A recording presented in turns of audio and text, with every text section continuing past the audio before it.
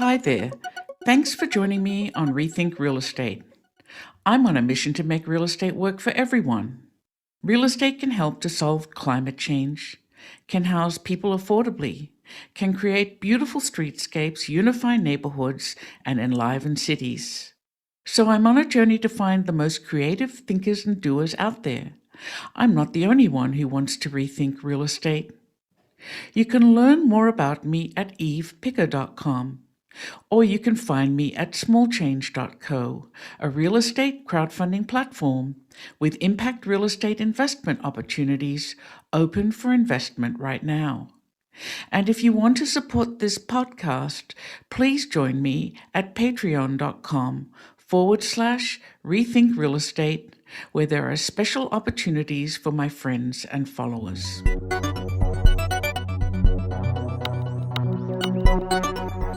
Today I'm talking with Beth Silverman, Executive Director of the Lotus Campaign, a nimble nonprofit startup focused on reducing homelessness. What makes the Lotus Campaign especially interesting is its approach to putting a roof over a homeless family's head. Instead of building ground-up affordable homes, employing a bevy of subsidy financing, the Lotus Campaign is instead focusing on existing Class B apartment buildings and on building partnerships with landlords. By offering a networked support system to ensure that each tenant succeeds, the Lotus Campaign has been able to house 300 families to date.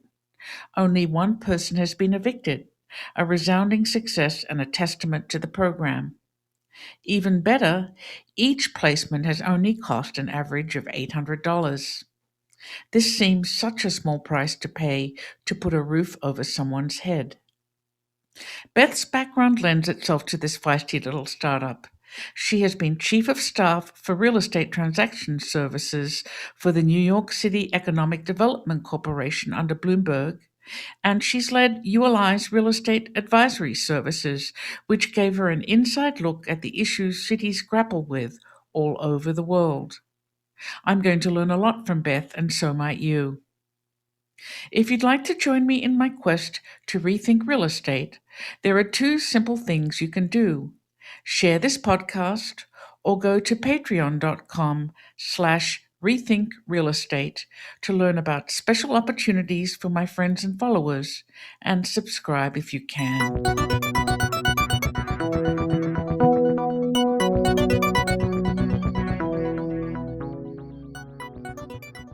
Hello, Beth. It's been a few years since we talked, and I'm really excited to catch up. Great to be here, Eve. Yes.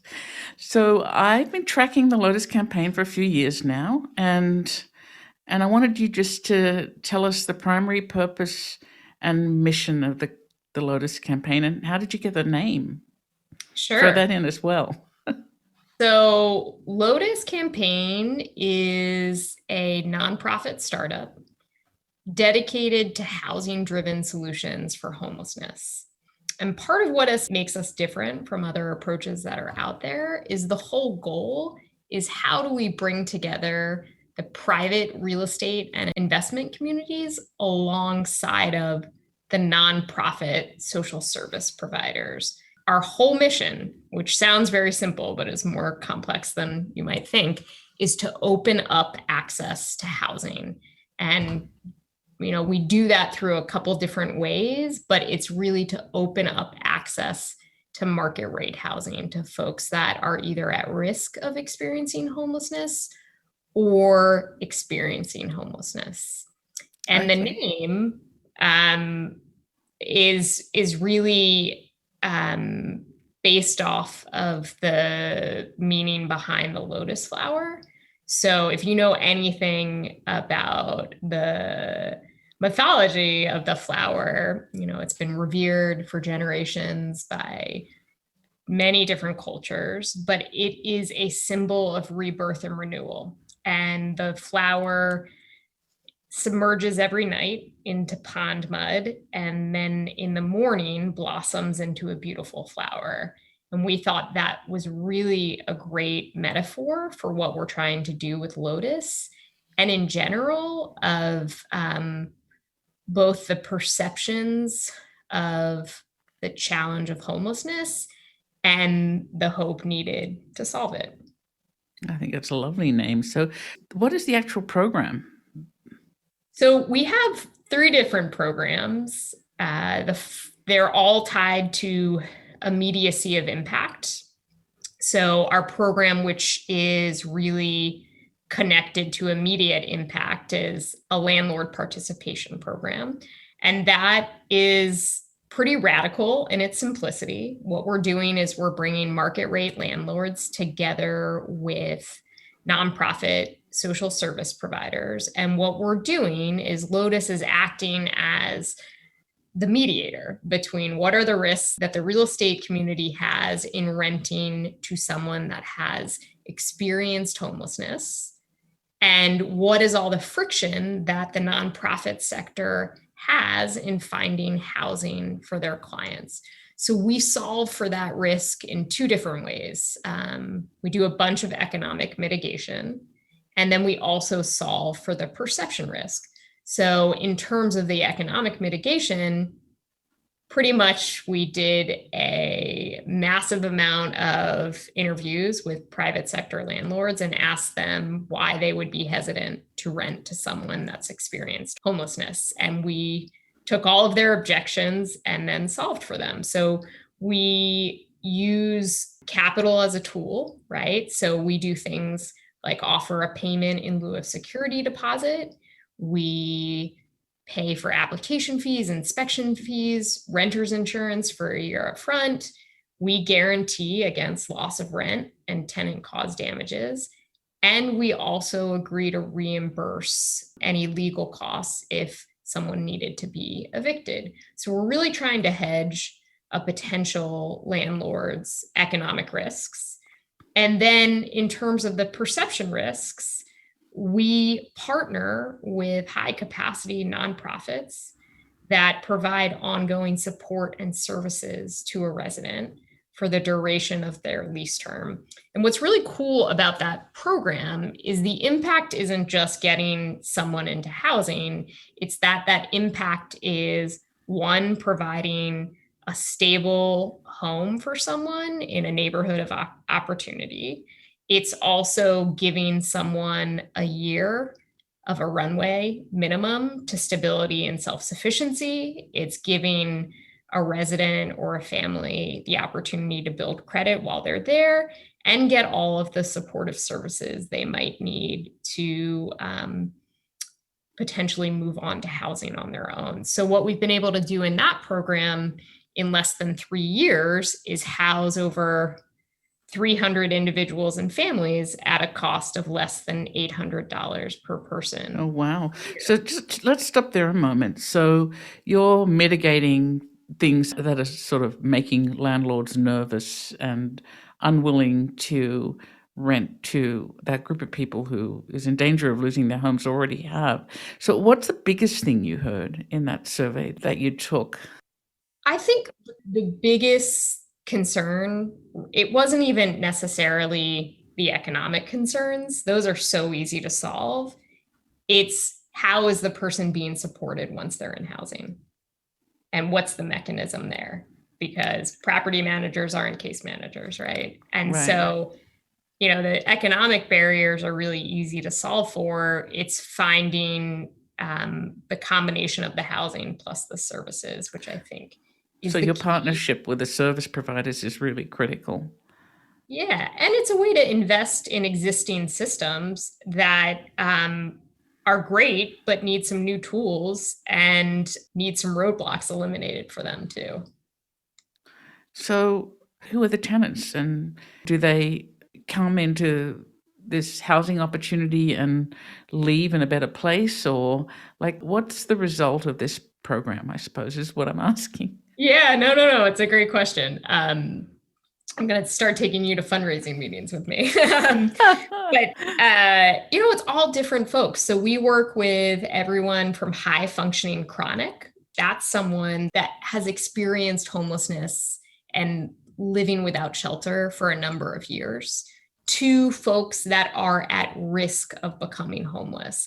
And I think that last category is really important, especially right now, right? There's some recent data about the number of renter households that are at risk of losing their housing once eviction moratoriums are lifted. And that number right now is 10 million people. Oh, so my we heavens. really feel strongly that you also have to stop the flow into the cycle of homelessness. So in terms of, what sort of impact can a program like this have on someone, we've had people graduate from the program and move into housing on their own. A big data point for us is the number of renewals we have. Another data point is someone graduating from the program and renewing on their own. But it really depends on where the person is starting from. And I am a strong believer that someone working with one of our nonprofit partners and walking into the door of a place that they feel safe living in and feel proud of, that's a huge metric of success that just can help lead to lots of other things. What about evictions? How many of these 300 tenants have gone bad or not been able to perform or have not been able to succeed? No, it's a great question. Gone bad was a bad way to say it. Right. Well, I like to always say, don't let perfection be the enemy of the good. So to date, we have had one eviction. And, it's always unfortunate. That was a case of someone not following the requirements of the program they were in. It was never an issue with the landlord. To me, it's a sign that the program works because our nonprofit partner made the decision that that person was no longer a fit for the program for whatever reasons that they decided that. And as part of that, if they weren't holding up their end of the bargain, following the end of their lease term, they could no longer continue. How does that make you feel? One failure in amongst 300? Well, I think I'm a reformed perfectionist. And to me, that's just a sign the program's working, right? Yes. It's not going to be a slam dunk. But it's a pretty good safety net if those are the numbers. Yeah. And $800 is extraordinary for what you do for these people. That's amazing. So I'd love to stay with this program. I know you have two more to talk about, but I just want to ask a few more questions. So the landlords that you have partnerships with, where are they and what do they look like? And why did they decide to do this? Who are they? Yeah, no, great question. I mean, they are mostly Class B landlords, right? Some of them have Class A properties and more high-end properties that are not a fit for our program just based on the rents. But what's a Class B property for people who don't know? Oh, great question. So it might just be an older property that does not have the same amenities as a new building. So no roof deck, no shared gym, no swimming pool, but no indoor swimming pool. Right, but in good shape, well looked after. Good shape. Yeah. And honestly, where did they come from? Why do they want to be involved? I think really what the key to me has been with this, if you give the real estate community an easy path to say yes and participate, they'll take it. I mean, I think folks, especially landlords in the property management community, they're the front lines of understanding the housing affordability and homelessness crisis. So how do you give them a way that they can participate that's easy, as opposed to telling them they should do this or they should do that, or, unless you do it this way, you can't be a part of this.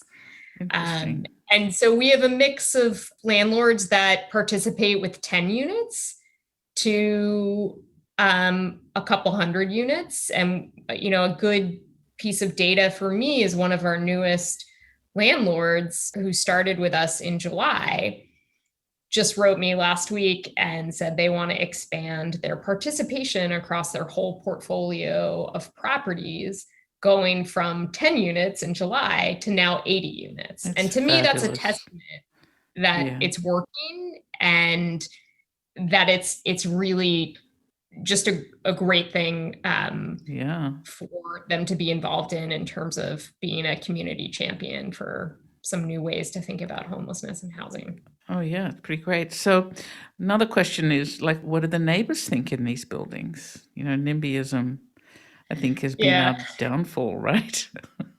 Yeah, well, something I've started to think a lot about on that front, having been yelled at for 6 years by community boards in New York City, is the idea of community courage, right? And it's not necessarily political will or NIMBYism. It's the necessity of community courage to try new things and strengthen our communities. But the great question you asked, what do people think? What I like to say is, well, someone's no longer homeless once they've moved in somewhere. So, the whole key is for Lotus to kind of be the actor behind the scenes that provides the structure and the facilitation. But, ideally, neighbors don't know that they're Right. Yeah, I don't know where my neighbors came from last at all. So, yeah, it's irrelevant, right? right. Interesting. So, what cities are you in right now? So we're currently in Charlotte, but we are working on scaling this year to another community and raising money to do that, which is exciting because the whole idea behind Lotus is that we want to build a model that's replicable and scalable. Housing affordability and homelessness are not challenges that are specific to any one community. They're unique in some of their characteristics, but every community across the country is challenged by both of those issues. So the idea is we'll scale another pilot this year, test that scaling, and then the hope is that then we can expand where we're operating, and where we can't go, really teach communities how to do what we're doing. Mm-hmm. Fabulous. Okay, so tell me about the other two programs now.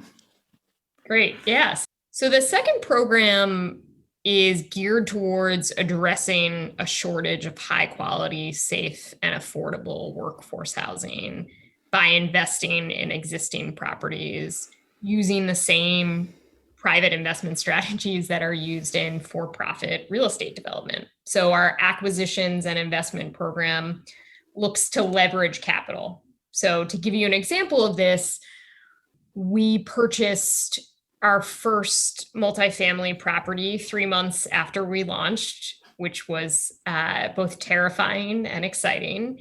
And Lotus put in, or I should say Lotus and Friends invested $300,000. We got... And you didn't crowdfund it. We didn't. I'm might chastising you. We might have had we had more than 26 days. Oh, yes, you need a little more time. And there's a funny story with a flaw in the title, which we don't have time for on this podcast, but we had a short amount of time to raise money. And we were able to partner with an impact investment fund out of Jonathan Rose's investment arm. And so for our $300,000, we got an equity partner for about $6 million, got a traditional Freddie Mac loan for about $11 million. So for our $300,000, we now have control of a $17 million asset for 7 years. The investors are making a 6% cash return today and a 12% return over the life of the investment. And that's a really good return for impact investing. Yeah, we think so. We're pretty proud of it. And it's a great capital stack. It's not complicated, right? Yes. Yeah. But so what we do in projects that we invest in, 20% of the units in this property are set aside for our core mission. So providing housing for folks experiencing homelessness. So 20% of the units, that's about 30 apartments, are participants in our landlord participation program. And the rest is just market rate workforce housing. So the idea there is profit is a tool. You can do good and do well. And we don't have to have all of these complicated layers to preserve and create housing that's affordable. So are the units that are available for homeless people less expensive than the workforce housing units? Is that how you've managed the income flow? The rent is slightly lower for those units. which does help keep them affordable to our nonprofit partners, but not by much. But it is really the 80% workforce market rate units that are allowing us to make the rent of that's what I figured. Okay. the other units more affordable. Do you have any more of those projects planned? Yes, well, we're right now doing some due diligence for another project. We'll see how that goes. We're knee deep in it. But the idea eventually too is that if we have a pipeline of enough projects, we're also helping with that next stage of housing, and we are offsetting the operations of the nonprofit, right? So the business model doesn't have to solely depend on philanthropic contributions. It can also have a revenue model where we're getting either an asset management fee or a return on our investment. And what's the third program? Well, this is probably the most daunting, but I think one of the most critical is an education program. And it's really, how do we creatively raise awareness, bust myths around who's homeless and why, and really share our model, and then also help dispel some misperceptions about the economics of housing development. And a key goal of this work is really to build community support and courage and get people to have a different type of dialogue about homelessness and housing. So how do we flip the script on these really difficult topics for people to get into? Mm-hmm. It's really interesting. You've probably thought a lot about affordable or homeless housing solutions, and why this one? And how do you think it might scale? 10 million more families homeless is super daunting.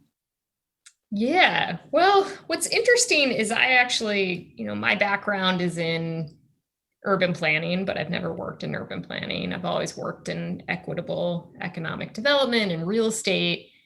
And when I was first talking to one of my co-founders, I just said, this is ridiculous. I don't want anything to do with it.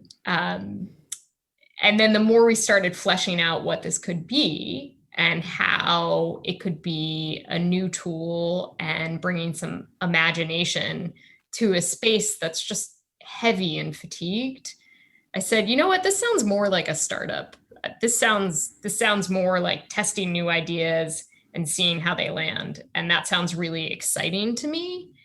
And, in many ways, I think Lotus is about abandoning the notion that there's one way to solve a problem. I don't think Lotus by itself is going to solve homelessness alone, but as we know from increasing numbers of homelessness and housing insecurity, we need every tool in the toolkit. And so what I love about what we're trying to do with Lotus is it also represents the bright light of human possibility, because it's about investing in players on the ground. It's about investing in systems and trying to get rid of the friction that's preventing those systems from being effective.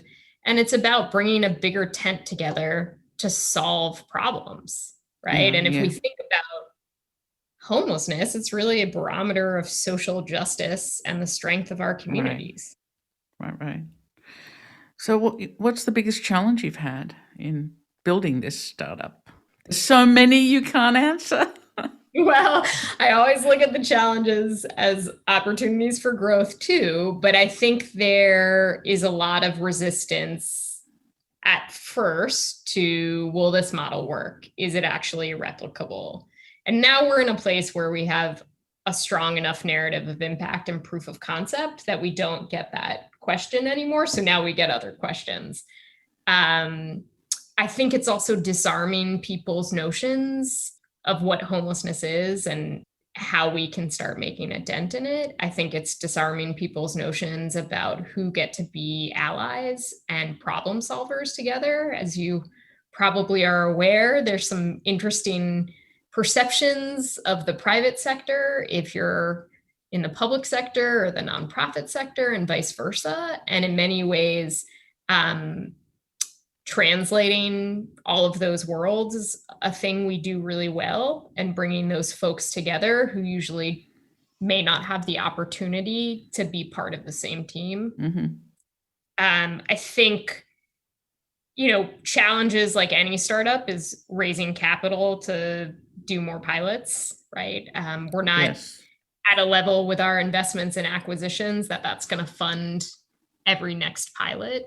I don't think this is a challenge, but I think it's the opportunity of how do we get people to feel connected to what we're doing and see the impact it's having. So that is creative storytelling and how we share what we've been able to do, the impact it has, and then why it all matters. So I have to ask, what role does racism play in homelessness? What do the demographics look like? I'm sure you've looked at this. No, it's a great question. I think arguably they play a huge role. National stats show that the majority of people that experience homelessness are African American. With the data we collect in our program, the folks that we've been able to house, about 75% of those are African American. What we know about housing and real estate and land use law is that for a long time, it was actually used to segregate communities and discriminate. I think that's no longer up for debate, which is refreshing. And some of the challenges with the impacts of whether it was restrictive covenants, redlining, access to just the ability to buy a home, right, and build equity. Access to capital. Yeah, it's played a huge role.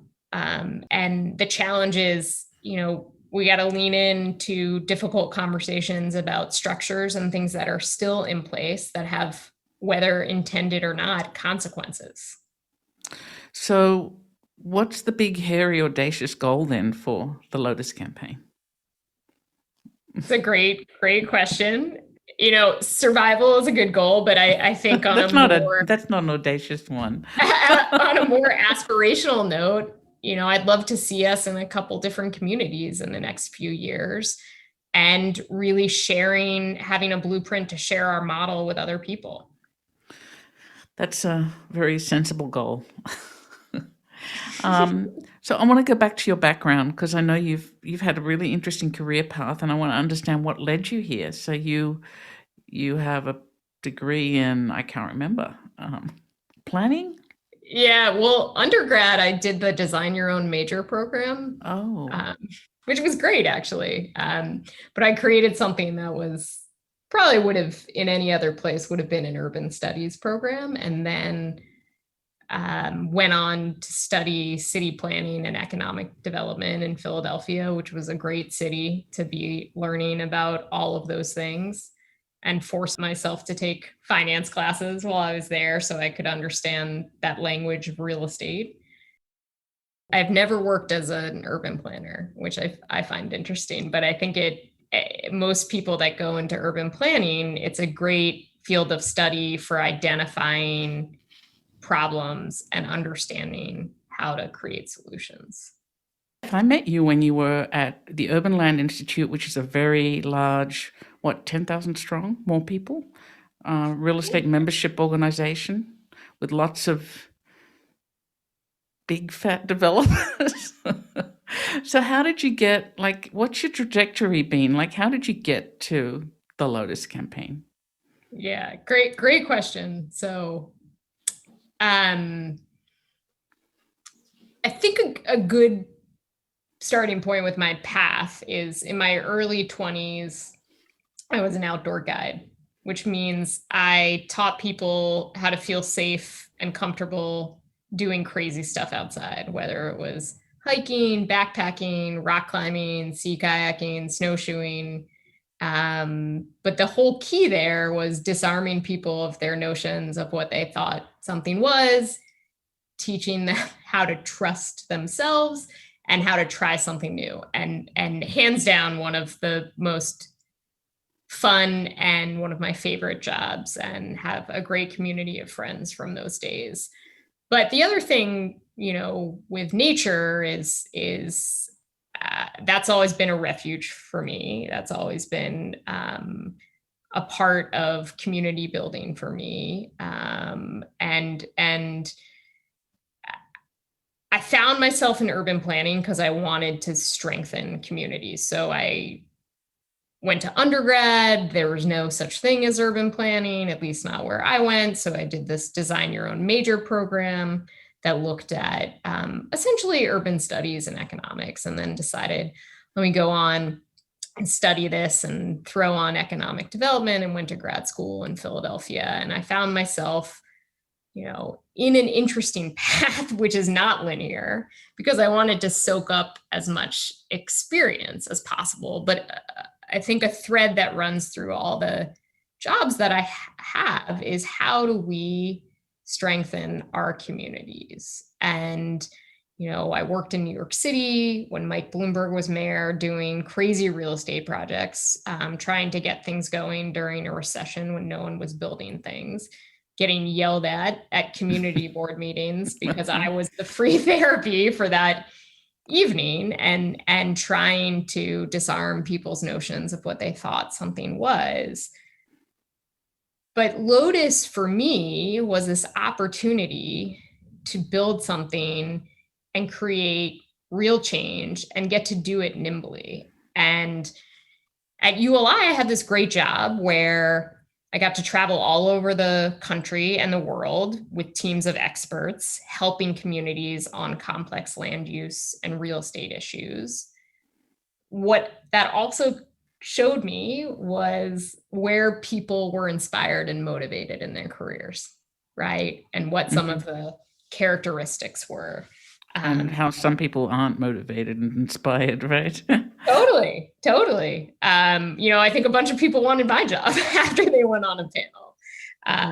But, also personally, right, with homelessness and housing, if you've ever witnessed someone in your family have some sort of emergency, whether it's an economic crisis, a medical crisis, a mental health crisis, and how close to the edge people get if they don't have a support system, what happens, right? And with Lotus, there are just so many people that fall into a cycle of homelessness because they don't have a support network, or they don't have an emergency fund, or a strong family network, whatever it might be. And I was just really attracted to the idea of, I think we can do something here.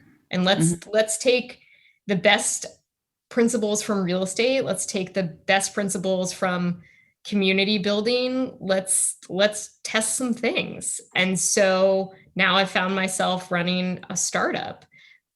But, as I've mentioned earlier, I really think homelessness is a reflection of us, right? And if we're measuring, are communities doing well? Are they thriving? Are they healthy? I think we have to look at that as one of the metrics. And it's a sobering reality because a lot of communities are not doing so well. So that's a long way of saying, I think I've had a nonlinear path, but it's always been about, how do you usher in change and get people to join you? And how do you do it in a way that helps create some sort of positive impact?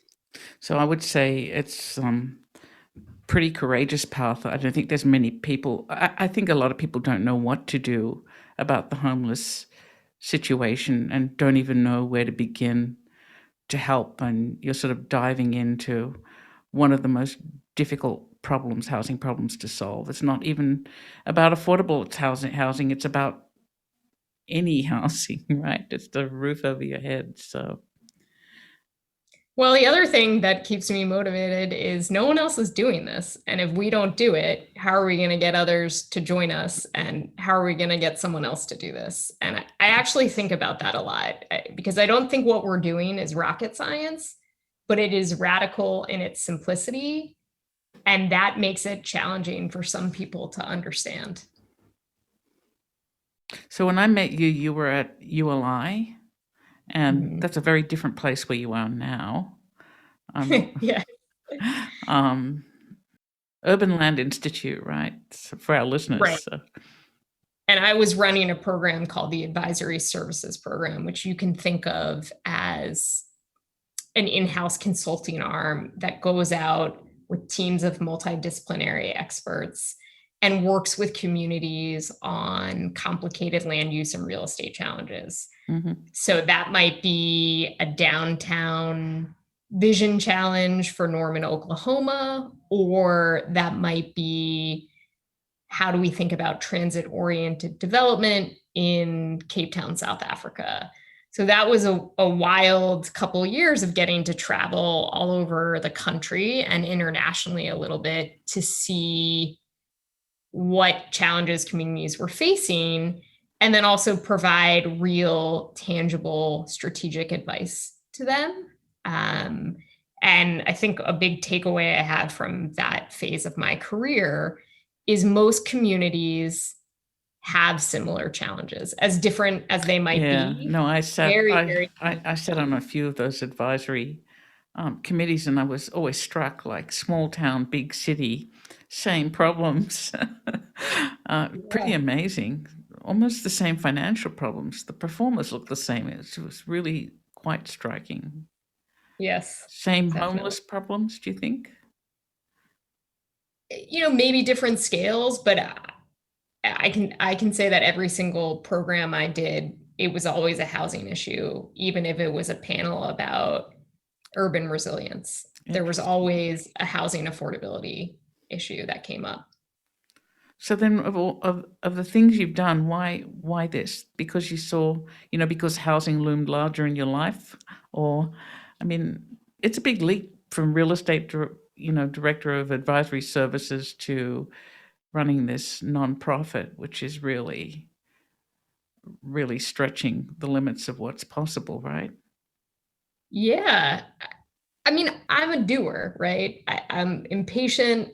I like to solve problems. And I saw this as an opportunity to work somewhere and lead something that could be really nimble and have the potential for massive impact, and to build a new tool that could ideally help communities, help individuals.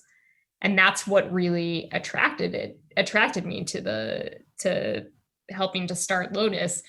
I will tell you, I was not a housing expert when we started, and now I feel like I have a little more fluency. But again, all these things about building strong communities, how do we measure that in our communities? I think it also comes down to housing and folks' access to housing, and how we're thinking about how the folks that are with the least resources, how they're able to be a part of the community. And I think I was just really attracted to, let's try to make a dent in this thing that seems intractable. Yeah. Well, I'm really excited to see where you go with this. And I'm ready to buy a building with you in Pittsburgh if we can find a Class B building, because I really think what a great program. It's really pretty fabulous. I can't wait to see where you take it. Thank you so much for joining me. Thanks so much for having me.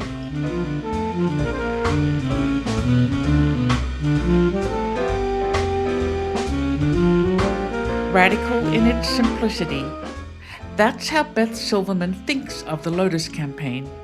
This spirited little startup is growing quickly, experimenting with a variety of solutions to homelessness. Lessons I learned today? Another 10 million families are expected to be homeless once the pandemic eviction moratorium ends. Educating landlords is key. Perceptions around homelessness are the enemy. Homelessness is a race issue. 75% of the homeless are people of color. Ultimately, Beth's big, hairy, and audacious goal is to be put out of business, because the Lotus Campaign has taught others how to replicate the Lotus model, and they are no longer needed.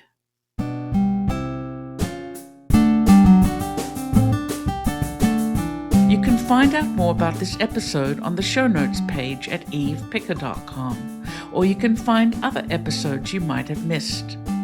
Or you can show your support at patreon.com/Rethink Real Estate, where you can learn about special opportunities for my friends and followers. A special thanks to David Allardyce for his excellent editing of this podcast and original music. And thanks to you for spending your time with me today. We'll talk again soon, but for now, this is Eve Picker signing off to go make some change.